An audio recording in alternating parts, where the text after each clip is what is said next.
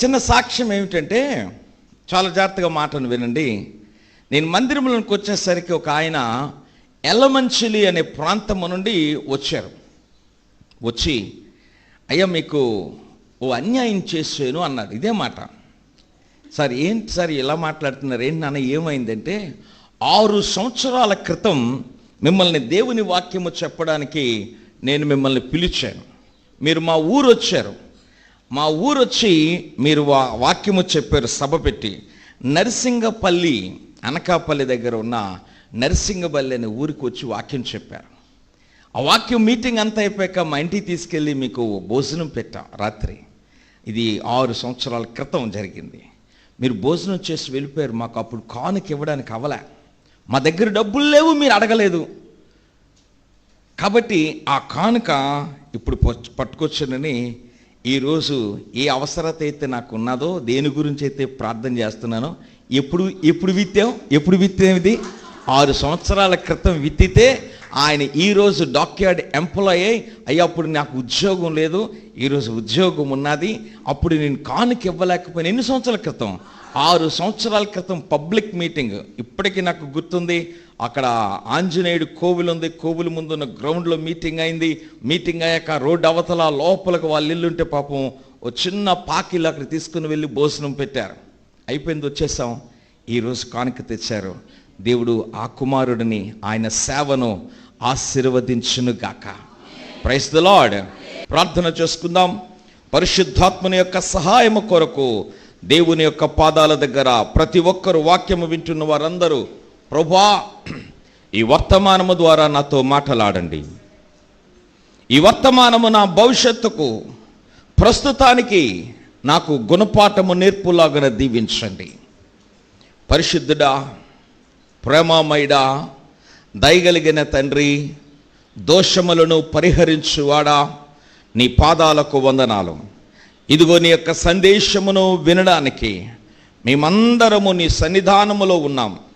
మా మనస్సులు, మా ఆలోచనలు, మా స్థితిగతులను ప్రక్కన పెట్టి నీ వాక్యమునకు మేము స్థలమునిస్తూ ఉంటుండగా, నీ వాక్యము మాలో నాటబడడానికి తండ్రి సహాయము చేయండి.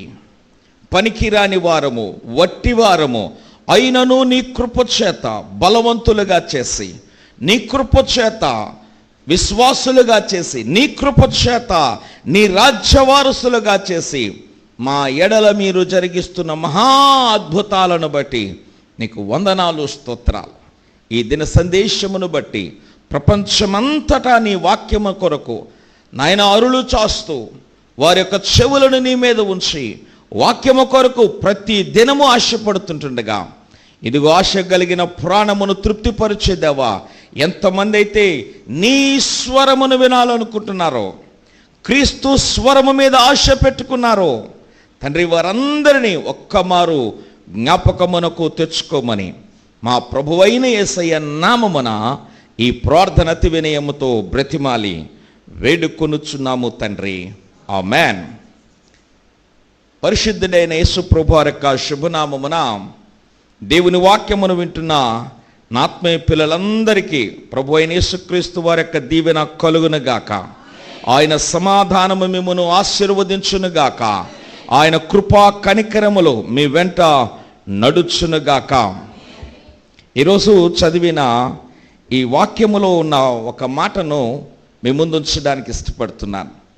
దైవజనుడైన మోషే గారు దేవుడైన యెహోవా మధ్య జరిగిన సంభాషణ, a conversation between a man and God. మనుష్యునికి దేవునికి మధ్య జరిగిన సంభాషణ. ఇది చదువుతూ ఉన్నప్పుడు నాకు అనిపించింది, ఇది నిజమా? Is it truth? ఒక మనుష్యుడు దేవునితో మాట్లాడడమా? ఆ దేవుడు అలా కాదు ఇలాగా అని ఓ మనుషునితో మాట్లాడడమా? ఆఫ్టర్ ఆల్ ఒక ఎమ్మెల్యే గారు, ఆఫ్టర్ ఆల్ ఒక ఎంపీ గారు, ఆఫ్టర్ ఆల్ ఒక సీఎం, ఆఫ్టర్ ఆల్ ఒక పిఎం ఒక దేశానికి. సర్వశక్తుడైన దేవుడు, సకలమును సృజించిన వాడు, పరిపాలన చేస్తున్నవాడు, దేవాది దేవుడు, ఏకైక దేవుడైన యెహోవా మోషేతోగా మాట్లాడుతుంటే నేను అనుకున్నాను, ప్రభువా ఇంతకన్నా నాకు తెలిసిన గొప్ప విషయం ప్రపంచ చరిత్రలో ఉండదేమో. నేను అంతే, నాకు ఉన్న జ్ఞానాన్ని బట్టి ఒక దేవుడు ఓ మానవుడితో మాట్లాడడం, it's not an ordinary issue. దేవుని యొక్క ప్రేమ గొప్పది. మనిషి గొప్పతనము లేదు అక్కడ. మనుషులందరినీ ఆయన ప్రేమిస్తూనే ఉన్నాడు. కొంతమందిని ఎన్నుకుంటాడు, వారి ద్వారా అందరికీ ప్రేమను పంచుతాడు. ఆ ఎంపికలో నీవు ఉంటే చాలా సంతోషం. If you are in that particular list, ఆ జాబితాలో నీవు ఉండి, నీ ద్వారా దేవుడు కార్యాలు చేస్తున్నా, నీ ద్వారా దేవుడు మాట్లాడినా, నీ ద్వారా దేవుడు ఒక అద్భుతాన్ని చేసిన, నీ ద్వారా కుటుంబాన్ని రక్షించిన, నీ ద్వారా నీ పిల్లలను ఆశీర్వదించిన, నీ ద్వారా సంఘాన్ని దీవించిన, నీ ద్వారా సేవ చేసిన, whatever it may be, నీ ద్వారా దేవుడు ఒక కార్యమును చేస్తే, నేను అనుకుంటాను we are just equal to Moses. మోషే గారు 6 లక్షల మందికి నాయకుడిగా దేవుడు ఎన్నుకొని, మోషే గారి ద్వారా దేవుడు ఎలాగనైతే కార్యములు చేశాడో, నీ ద్వారా కూడా దేవుడు అలాంటి కార్యాలు చేయాలని నా ప్రత్యేకమైన దీవెన. It's my pure blessing to you. మిమ్మల్ని దేవుడు ఎంచుకొని, అలా వాడుకొని, అలాగా ఆశీర్వదించి, అలాగన కష్టపడి 6 లక్షల మందికి నాయకుడు అంటే మాటల 6 ఆవుల్ని మేపండి చూద్దాం, 6 గొర్రెలను మేపండి చూద్దాం, ఏంటంటే మన మాటలు చాలా కష్టం. అలాంటిది 6 లక్షల మంది ఎన్ని మనస్తత్వాలతో ఉంటారు. కానీ వాళ్ళందరినీ నడిపించిన గొప్ప నాయకుడు మోషే గారు. ఆయన దేవునితో మాట్లాడుతూ ఇక్కడ ఒక మంచి మాటను రాసుకున్నారు. అందరూ బైబిల్స్ వారు ఇప్పుడు నాతో 7వ వచనం 34వ అధ్యాయం 34th chapter 7th verse. వేవేల మందికి కృప చూపుచు, కృప అందరనండి, ఆయన కృప చూపుతూ ఒక పని చేస్తున్నాడు. That's his grace. You know what is his grace? ఆయన కృప ఏమిటో తెలుసా? 3 మాటలు అక్కడ రాశారు. మొదటిది దోషములను, 2 అపరాధములను, 3 పాపములను క్షమించును. గాని తర్వాత చూద్దాం. గాని అని ఉన్నదంటే చాలా పెద్ద పెంట, ఇది అక్కడ ఉన్నది అని అర్థం. అల్లుడు మంచోడే కానీ అల్లుడు నోట్లో అన్నిటి అయిపోద్ది అన్నట్టు. మంచోడే. మాకు ఒక అల్లుడి గారు తెలుసు. వాళ్ళ ఇంట్లో ఆ తల్లిగారు ఎప్పుడు చెప్తుంటారు, మా అల్లుడి గారు బంగారం అనండి. అందరూ ఆడలు అనుకుంటారు, మా ఆయన కూడా అలాగ ఉంటే బాగుండండి. అల్లుడు బంగారం. నిజమే, అల్లుళ్ళు తప్పనిసరిగా కుమార్తెలను బట్టి మామగారికి ఎలా కనబడతారో. బాయ్ ఎంత మంచోడండి అల్లుడు, చాలా మంచోడు, ప్రేమకు తిరుగులేదు, కుమార్తెను బాగా చూస్తాడు, బాగుంది. ఇంట్లో వాళ్ళందరూ ఎవరైనా వెళ్తే భోజనం పెడతాడు, బాగుంది. పండగలన్నిటికీ ఆయన అన్నీ చేస్తాడు, చాలా మంచోడండి. కానీ రాత్రి అయ్యేసరికి తప్ప తాగేస్తాడు. ఇంకేముంది? There ends the matter. మంచోడే కానీ రాత్రి అయితే మంచోడు కాదంట. అదొకటి. ఉదయం అంతా మంచోడు, గట్టిగా చెప్పండి, ఉదయం అంతా మంచోడే, రాత్రి అయితే ఇలాంటివాడికి ఏం అవ్వకూడదు, ఎప్పుడు రాత్రి అవ్వకూడదు. అడికి ఎప్పుడు వాళ్ళు పగలే ఉండిపోవాలి, కళ్ళలాగా ఎర్రగా సూర్యుడు చూస్తుండిపోవాలి. ఒక ఆమె ఈరోజు సాక్ష్యం చెప్తూ మాట్లాడుతానయ్యా, మీరు నవ్వుతుంటే మాకు ఇక్కడ కడుపు నిండిపోతుందని, కడుపు నిండిపోతుందని, ఎప్పుడూ మీరు అలాగే నవ్వాలన్నమ్మా అని ఆవిడ నన్ను ఆశీర్వదిస్తున్నారని, మీరు ఎప్పుడు అలా నవ్వుతూ వాక్యం చెప్పండి అని. మీకు ఎంతైతే మీరు నవ్వుకుంటారో, పాప విదేశాల్లో ఉన్న వాళ్ళు వాళ్ళకి మాట్లాడే వాళ్ళే ఉండరు, నవ్వించినోడు ఎవడు ఉంటాడు? మాట్లాడితేనే పెద్ద నవ్వు వాళ్ళకి. అలాంటిది ఈ చిన్న మాటలు వాళ్ళకి ఎంతో తృప్తినిస్తాయి. కాబట్టి మీరు కొంచెం గట్టిగా నవ్వండి, వాళ్ళకి వినబడతాయి. ఇప్పుడు నవ్వరు, ఎప్పుడు నవ్వుతూ ఉండండి. సంఘంలో చక్కగా ఇంటి దగ్గరైనా ఇక్కడ వాక్యంలోనికి వచ్చేసరికి ఒక 3 విషయాలు కృప అనే విషయాన్ని చెప్పారు. ఏమిటి కృప? మొదటిది దోసకాయలు కాదు, దోషములు. దోషములు అన్న మాట ఇంగ్లీష్ బైబిల్లోనికి వచ్చేసరికి చాలా అద్భుతమైన ఒక మాట కనిపిస్తుంది. ఓవర్లుకింగ్ సిన్ ఆర్ ఓవర్లుకింగ్ ఈవిల్ అని కనిపిస్తుంది. ఓవర్లుకింగ్ ఈవిల్. అక్కడ సైతాను కార్యము ఒకటి ఉన్నది. దాన్ని మనం ఓవర్లుక్ చేస్తూ ఉంటాం, దాటేస్తూ ఉంటాం.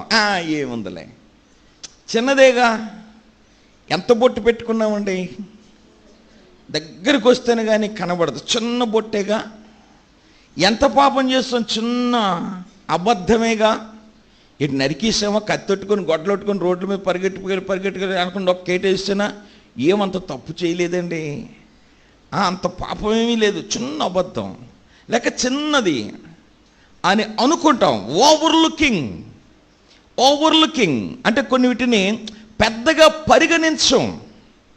అదే దాన్నే బైబిల్లో తెలుగులో ఏమైనా రాశారు, దోషములు. చిన్నవే, it seems to be very very little, చిన్నవే. అక్షరాలు తప్పు రాసినప్పుడు ఏమంటారు తెలుసా, అక్షర దోషములు అంటారు. చిన్న తప్పే, తలకొట్టు పెట్టకపోవడం, లేకపోతే కొమ్ము పెట్టకపోవడం, ఒత్తులు పెట్టకపోవడం, ఇలాంటి వాటిని ఏమంటారు, దోషాలు అంటారు. దోషాలు. బైబిల్లో దేవుడు అంటున్నాడు, ఈవెన్ నేను నీ దోషాలను కూడా చూస్తాను, జాగ్రత్త. చిన్నది అనుకున్నావు, తలకొట్టు పెట్టలేదు అనుకున్నావు, కొమ్ము పెట్టలేదు. ఏంటంటే మా టీచర్ గారు అంతా ఆమె కనీసం తలకొట్టు పెట్టకపోతే అంత సీరియస్ అయిపోవడమా, కొమ్ము పెట్టకపోతే అంత, కొమ్ము పెట్టకపోతే దాని పేరే, దాని అర్థమే మారిపోతుంది. కాబట్టి అవి చాలా ఇంపార్టెంట్, దోషాలు అనేవి. మనం అనుకుంటే చిన్నదే కదా, ఈ ఒక్కరోజే ప్రార్థన చేయలేదుగా, ఈ చిన్నదేగా అనుకుంటాం. నేను అంటాను దేవుని సేవకునిగా, చిన్న విషయంలో కూడా దేవుడు చాలా జాగ్రత్తగా చూస్తాడు.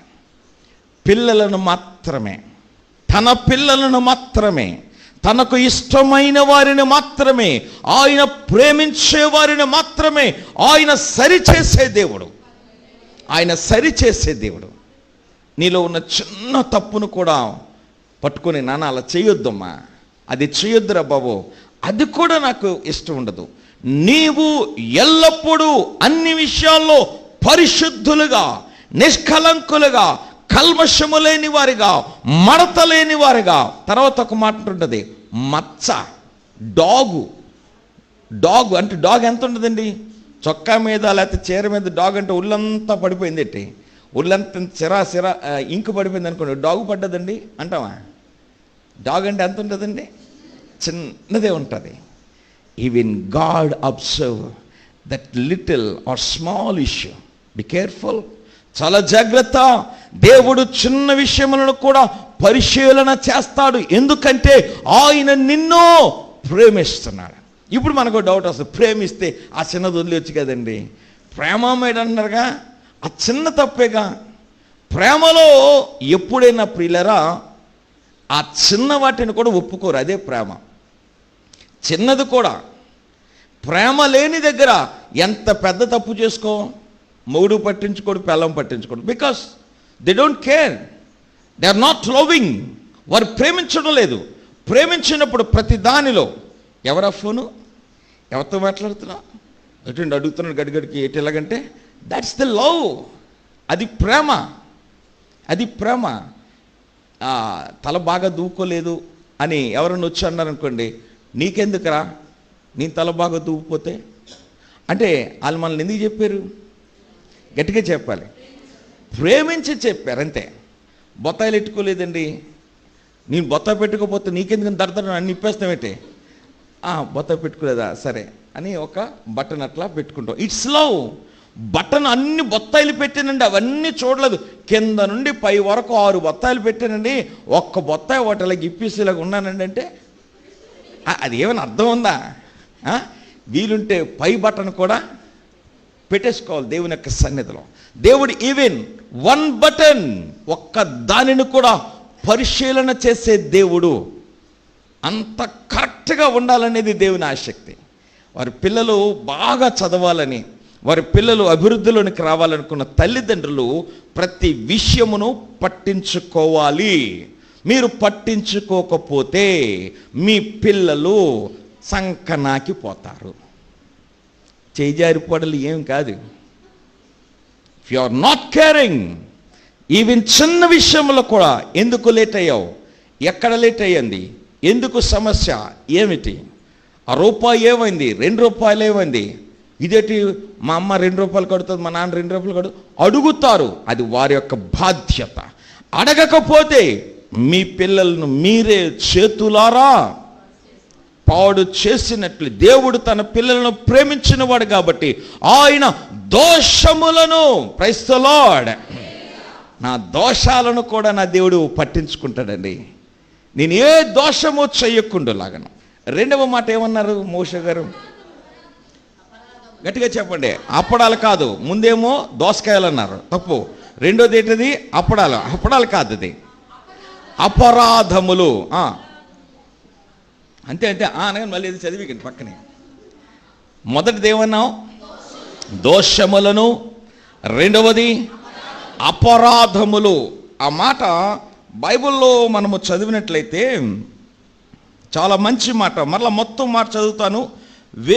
వేవేల మందికి కృపను చూపుచు దోషములను, ఏమండి, అపరాధములను. అపరాధములు, నేను చెప్తాను అపరాధములు. What is the meaning of అపరాధములు? ఈ అపరాధములు అనే మాటకు రాంగ్ డూయింగ్స్. రాంగ్ డూయింగ్స్ అంటే తప్పుడుగా చేస్తున్నాం, కానీ తప్పు చేసాం. చేశారు, బాగుంది, కానీ ఎక్కడో తప్పు జరిగింది, అది అపరాధం. Wrong doings అందరనండి. డూయింగే, చేయడం మంచిదే, కానీ రాంగ్ డూయింగ్. మైక్ ఇక్కడ ఉండడం మంచిదే, ఇది దీన్ని మైక్ ఇక్కడ పెడతారు, పోడియం మైక్ అంటారు, పోడియం మీద దీన్ని పెడతారు. దీన్ని ఆన్ చేసేవండి, వాళ్ళకి కింద నెట్టేవండి అంటే దాన్ని ఏమంటాం? Wrong doings. అరే అక్కడ కాదు, అపరాధం చేశారు, అక్కడ కాదు. పుట్ దేర్, ఆ పైన పెట్టు, పోడియం మీద పెట్టండి, దాన్ని ఎక్కడ పెట్టాలో అక్కడ పెట్టండి. మీరు దీపమును వెలిగించి మంచం కింద ఎట్టేస్తారా? అక్కడ వాక్యం మంచం కింద ఎప్పుడైనా దీపం పెట్టారు కనుక చాలా జాగ్రత్త కాలిపోద్ది. మొత్తం చెప్పండి, మంచం కొంచెం అదేస్తున్నాను, లిస్ట్ చెప్తారు. మీరు దీపమును వెలిగించి, అది లెక్క దీపస్తంభము మీదనే పెడతారు, కానీ కొంచెము కింద అయినను అని ఉందా నాకు తెలియదు, మంచం కింద అయినా. మీరు దీపమును వెలిగించి దీపస్తంభం మీద పెట్టాలి, అంతే.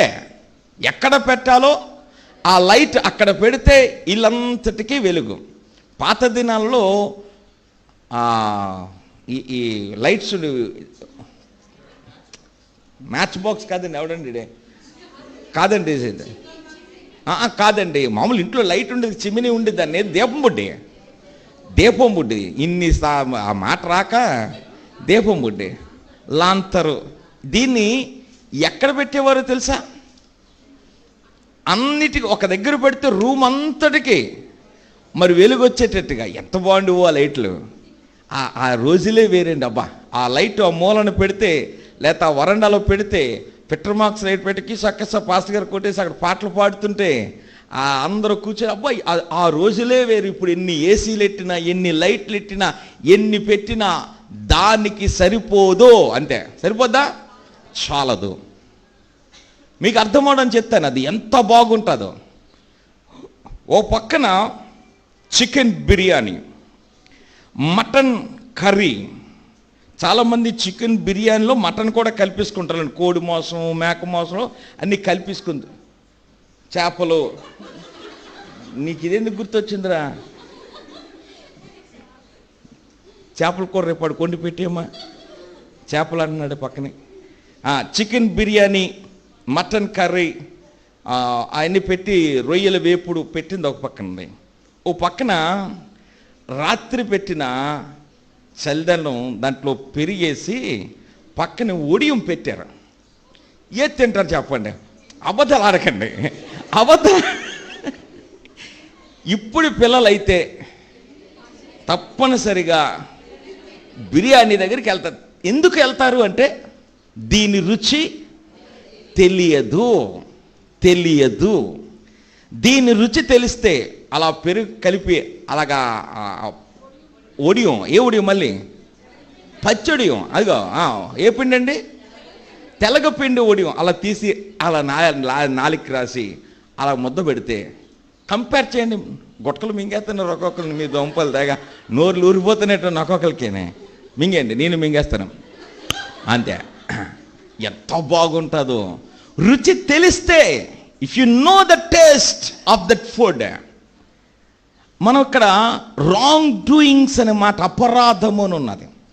పెరుగన్నం పెద్దల మాట, దానిలో ఉన్న బలం ఈ మధ్య తెలిసింది. బాగా ఈ మధ్యన ఫుడ్ గురించి ఎక్కువ తెలుసుకుంటున్నాను. మామూలు మజ్జిగ కన్నా, మామూలు మజ్జిగ అది రాత్రంతా మీరు మజ్జిగను ఉంచి తెల్లవారు తాగితే ఆ మజ్జిగలో కొన్ని క్రిములు బయలుదేరుతాయి. దానిని బ్యాక్టీరియా అంటారు.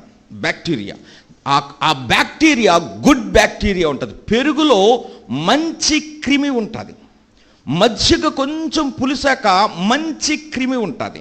రాత్రంతా అంటే బాడీలో మంచి క్రిములు ఉంటాయి. చెడ్డ క్రిములు మన శరీరములోనికి రాగానే ఈ లోపల ఉన్న ఈ మంచి క్రిములన్నీ యుద్ధము చేసి ఆ బయట నుండి వచ్చిన రోగాలన్నిటినీ చంపేస్తాయి. ఇప్పుడు లోపల చెడ్డవే ఉన్నాయి, బయట నుండి చెడ్డవే వస్తున్నాయి. కాబట్టి అనారోగ్యాలు ఎక్కువగా ఉన్నాయి. వాక్యంలోనికి వచ్చేద్దాం. Wrong doings. అందరు చెప్పండి, రాంగ్ డూయింగ్స్. చేస్తున్నాం, ప్రార్థన చేస్తున్నాం, మందిరానికి వెళ్తున్నాం, పాటలు పాడుతున్నాం, భక్తిగా ఉన్నాం, కానీ you are doing some mistakes. ఎక్కడో రాంగ్ డూయింగ్ ఉంది. దాని గురించి ఈ మోషే గారు ఏమన్నాడంటే అపరాధములు, మొదటిది దోషములు, 2 అపరాధములు, 3 పాపము. దాని పేరు సిన్. బైబిల్లో సిన్. దేవునికి ఇష్టము లేనిది పాపము, అంతే. దేవునికి ఏది ఇష్టమో అది చెయ్యండి, దేవునికి ఇష్టము కానిది వదిలేయండి. దానినే పాపము అన్నారు. పాపము అంటే అదేదో ఎక్కడో మాకు డెఫినేషన్ తెలియదండి, ఏది పాపమో ఏది మంచిదో తెలియదు అనుకోకండి. దేవుడు మనకు వివేచననిచ్చారు, జ్ఞానమునిచ్చారు. జ్ఞానం, మన మాటలలో జ్ఞానం, మన చూపులలో జ్ఞానం, మన నడకలో జ్ఞానం, అన్నింటా దేవుడు నీకు జ్ఞానమునిచ్చారు. ఆ జ్ఞానము వలన ఏది పాపమో, అందుకే బైబిల్ బాగా చదవాలి, బాగా చదవాలి. మొన్న నా స్నేహితుడు ఒక ఆయన ఒక ప్రశ్న అడిగారు. అయ్యా శామ్ గారు, మీకు ఒక ప్రశ్న అడుగుతాను, అడగండి సార్. బైబిల్లో రక్తమును తినకూడదు అని ఉన్నదిగా, రక్తమే దాని పాపము అని ఉన్నదిగా, క్రైస్తవులు రక్తమును తినకూడదా అని అడిగాడు. ఎస్, తినకూడదు. ఎందుకంటే రక్తమే దాని ప్రాణము కాబట్టి, ఆ ప్రాణమును మనము తీయకూడదు కాబట్టి రక్తమును శుద్ధి చేసుకుని. అయితే అక్కడే ఒక మాట ఉంది సార్, దహన బలి ఇచ్చినప్పుడు రక్తమును మరియు క్రొవ్వును మీరు తినకూడదని ఉంది, కొవ్వును తినకూడదని ఉంది. ఇప్పుడు మనం మేక మాంసం, గొర్రె మాంసం కొట్టించుకున్నప్పుడు లాస్ట్లో సంచి పట్టుకొని ఏమంటాం? మీరేమనరా? రాజుగారు ఏమంటారు సార్? అబద్ధం అడుగుంటే కొంచెం కొవ్వయి, కొంచెం కొవ్వయి, ఆ కొవ్వి అనగానే ఆడు కొవ్వు వేస్తాడు దాంట్లో. ఆ కొవ్వు, ఇతను డౌట్ వచ్చింది. నేను ఎప్పుడు ప్రతి ఆదివారం మటన్ కొనుక్కుంటున్నాను సార్, లాస్ట్లో ఏమంటున్నాను? కొవ్వయి అంటున్నాను, ఆడు కొవ్వు వేసేస్తున్నాడు. ఏమిటి ఇది? నేను ఈసారి నుండి కొట్టుకెళ్ళాక కొవ్వయి అనగాలా అనకూడదా? ఏమంటున్నాడంట? కొవ్వయ్య. ఇప్పుడు అది డౌట్ ఆయనకు వచ్చింది. కొవ్వు తినాలా తినకూడదా? సూటిగా చెప్పాను, మీకు కూడా అది డౌటే ఉంటుంది. మనము కొవ్వును తినవచ్చు, కానీ దేవుడు ఎక్కడ చెప్పాడంటే దహన బలిగా నీవు ఇచ్చినప్పుడు నీవు క్రొవ్వును తినకూడదు. ఎందుకంటే కొవ్వును ఒకవేళ తీసేస్తే పశువుగా, ఆ బలిగా ఇచ్చిన పశువు కాలదు. కాలాలేంటి? అందులో ఏముండాలి? కొవ్వు ఉండాలి. కాబట్టి అక్కడ ఉన్న దాని గురించి దేవుడు ఆ సందర్భంలో చెప్పాడు. దహన బలిని గురించి బైబిల్ చదవకపోతే ఈ విషయాలు మనకు తెలియవు. ఏది పాపమో, ఏది పుణ్యమో, ఏది దోషమో, ఏది అపరాధమో, ఏది నీకు తెలియదు. కాబట్టి బైబిల్ని పఠించాలి, చెప్తున్నప్పుడు వినాలి, అర్థం చేసుకోవాలి, రాసేసుకోవాలి, బైబిల్ను బుర్రంత ఎక్కించేసుకోవాలి. ఏది పాపమో, ఏది పుణ్యమో, ఏది మంచిదో, ఏది చెడ్డదో తెలుసుకోవాలి. ఇక్కడ దేవుని యొక్క వాక్యములో మనము చదివిన ఆ 3 మాటలు, మూడవది పాపము అన్నాడు. పాపమును క్షమించును గాని, మళ్ళీ 3 చదువుతున్నాను. దోషములను, అపరాధములను, పాపములను క్షమించును. God is great. ఆయన మొదటిది దోషములను క్షమిస్తాడు, అపరాధములను క్షమిస్తాడు, 3 పాపమును కూడా క్షమిస్తాడు. కానీ జాగ్రత్త, దేవుడు క్షమిస్తాడు కదా అనేసి వాడు అన్నాడు, మీ దేవుడు క్షమాగుణం కలిగిన వాడుగా ప్రతి ఒక్కడు ఒక్కొక్కరు నరికేయండి, ప్రతి ఒక్కరు చంపేసేయండి, పాపాలు చేసేయండి, దేవుడి దగ్గరికి వెళ్ళి ప్రభువా పాపిని క్షమించట్టే, మీ దేవుడు క్షమించేస్తాడు కదా. ఆడికి అంతే తెలుసు. చాలా ఉంది తెలుసుకోవాల్సింది. అందుకే వాళ్ళ గ్రంథాల్లో ఒకటే ఉంది, లోపలికి వెళ్ళడమే తెలిసింది కానీ బయటికి రావడం వాడికి దేంట్లోని పద్మవ్యూహంలోనే. అది సగమే తెలుసు. పూర్తిగా బైబిల్ చదివితేనేగా అర్థమవుతుంది. కానీ చదవండి ఇప్పుడు, ఆయన ఏ మాత్రమునో, దోషం అంటే ఇందాక చెప్పాను ఎంత చిన్నది. అందరూ దోషం అంటే చిన్నది. జగన్ గారికి కత్తెట్టుకు పొడిచేసాడండి వాడు. ఏ కత్తి ఎంత ఉంటుందండి? చిన్నది. ఆడిని వదిలేశాడు. చిన్న కత్తి కదా, కోడి కత్తి కదా, ఎంత ఆడిని వదిలేశారటి. వదల్లా. అమ్మ బాబోయ్, కోడి కత్తి పేకపోతే అది కంట్రోల్లోకి వెళ్ళిపోతే చిన్నదే కదని పోలీసుల దగ్గర నేను చిన్న కత్తేనండి, అదే చిన్న కత్తి అండి. నువ్వు అది కత్తెన్నా, చిన్న కత్తెన్నా, కోడి కత్తెన్నా, ఏ కత్తెన్నది కత్తే. పొడిసావు కాబట్టి అది పెద్దగా పొడిసినా, చిన్నగా పొడిసినా, రెక్కినా, రెక్క ఏదైనా సరే అటెంప్ట్ చేసావు కాబట్టి నీకు శిక్ష తప్పదో. ఇక్కడ వాక్యాన్ని గమనించండి. దేవుడు 3 చెప్పారు. నీవు ఇంకో దోషం చేయొద్దు, 2 అపరాధము చేయొద్దు, 3 పాపము చేయదు, 3 నేను క్షమిస్తాను. కానీ ఏమన్నాడు?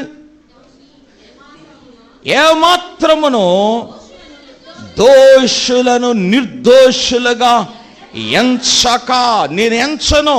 నీవు దోషము చేస్తే నిన్ను దోషిగానే, ఎప్పుడు ఒకసారి పాపము చేసి, ఒకసారి అపరాధము చేసి, ఒకసారి దోషములను చేసిన తర్వాత మరలా నీవు వెనుకకు తిరిగి ఒక్కసారి కదండి పాపం నన్ను క్షమించండి సార్ అంటే, నో, నిన్ను ఒకసారి క్షమిస్తాను, నెక్స్ట్ టైము నో ఎక్స్క్యూజ్.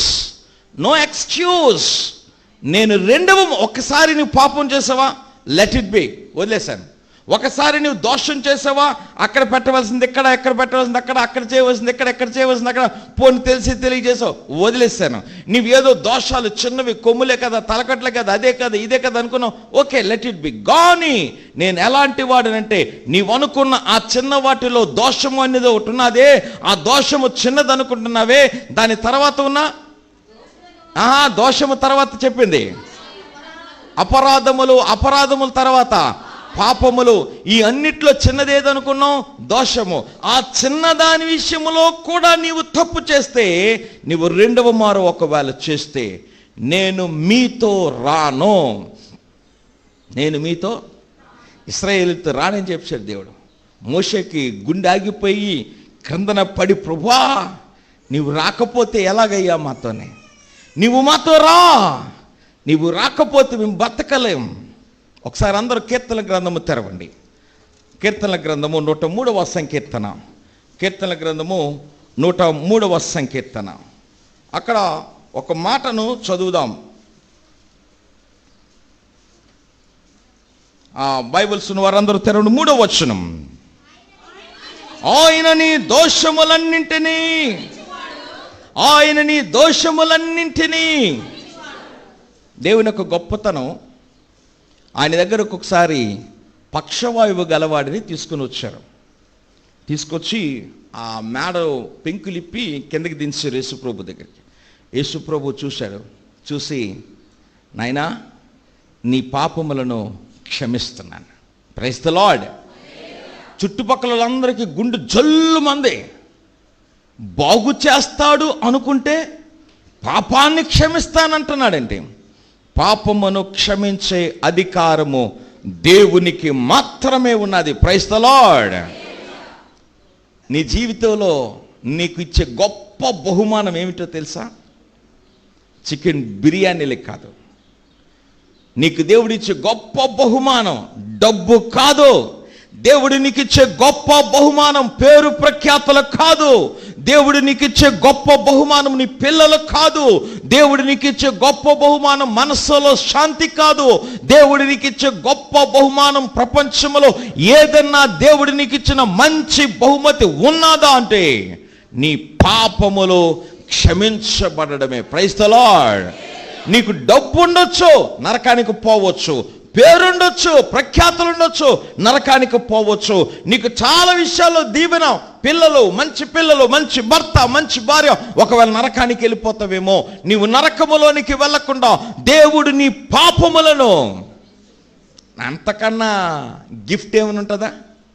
ఏమీ ఉండదు. నేను అనుకుంటాను, ప్రభువా ఆ గుణం కలిగిన దేవుడు నీవు నాకున్నావు చాలు. ఏ దేవుడవు? నా పాపములను క్షమించేవాడు. అందరనండి, నా పాపములను క్షమించేవాడు. That's enough. ఈరోజు రోగం వస్తుంది, బాగు చేస్తావు, మరలా రేపు మరలా వస్తుంది. ఇంక ఇదే పనేటి. వస్తుంది, బాగు చేస్తాడు, వస్తుంది. ఎన్నిసార్లైనా లాజర్ని దేవుడు బ్రతికించాడు. లాజర్ ఇంక అలాగా ఉండిపోయేటి, మరలా చనిపోయాడు కూడా. తల్లి తాకుమి చిన్నదానా లే అన్నాడు. ఆ బిడ్డ మరలా చనిపోలేదా? చనిపోయింది. కానీ నీ ఆరోగ్యమును బాగు చేయొచ్చు, కానీ దేవుడు నీ పాపాన్ని క్షమిస్తే నీవెక్కడికి వెళ్ళిపోతావు? పరలోక రాజ్యం. కాబట్టి అన్నిటికన్నా మిన్న అయినది పాపమును దేవుడు క్షమించడం. పాపమును దేవుడు క్షమించడం. ప్రార్థన చేసుకుందాం. మా పాపములను పరిహరించే మా తండ్రి, ఇదిగో ఈ దినము మరొక్కసారి మా ముందు మీరు ఉంచిన ఈ పాఠమును బట్టి నీకు వందనాలు. మా దోషములను, మా అపరాధములను, మా పాపములను క్షమించే దేవుడవు. ఇంతకు మించి బహుమానము మాకేమీ కావాలి నాయనా? ఇంతకు మించిన ఆశీర్వాదము మాకేమీ కావాలి? ఇంతకు మించిన దీవెన మాకేమీ కావాలి? ఇంతటి గొప్ప దీవెన ఇచ్చినందుకు మీకు వందనాలు తెలియచేస్తూ, వాక్యము వినిన వారందరి ఎడల ఈ కృపను చూపెట్టమని, ఈ కృపను చూపెట్టమని, ఈ కృపను చూపెట్టమని, వారి పాపములను క్షమించి వారిని పరిశుద్ధులుగా చేసి నీ రాజ్యములోనికి నడిపించమని, ఇదిగో నాతో పాటు ప్రార్థన చేస్తున్న ప్రతి ఒక్కరిని మీరు దీవించమని యేసయ్య నామమున ప్రార్థిస్తున్నాము తండ్రి. ఆమేన్. దేవుని వాక్య సేవలో పాస్టర్ శామ్ కుమార్ దేవుని చిత్తమైతే మరి యొక్క సందేశముతో మరలా నేను మిమ్మల్ని కలుస్తాను. అంతవరకు దేవుడు మిమ్మల్ని దీవించి ఆశీర్వదించును గాక. షలోమ్. మరణత.